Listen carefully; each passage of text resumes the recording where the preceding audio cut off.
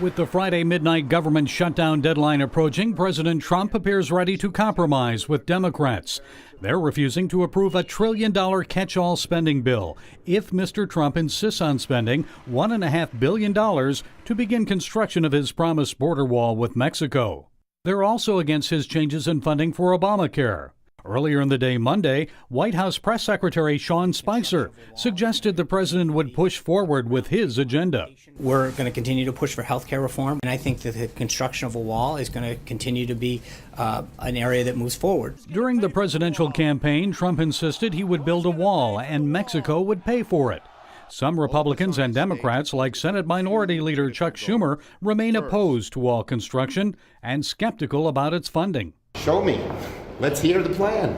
Senator Lindsey Graham urged Democrats to compromise with Republicans to prevent a government shutdown. There's some things that they want, and that's kind of horse trading. So if you draw a line in the sand, the people who usually do that wind up getting more blame than others who don't. But later in the day Monday, it was the president himself who reportedly offered compromise. The president suggested border wall funding would wait, at least until September. As the party in control of the government, he doesn't want Republicans to shoulder the blame for any shutdown. And the president's promise to repeal and replace Obamacare has taken a back seat to the effort to avert a government shutdown.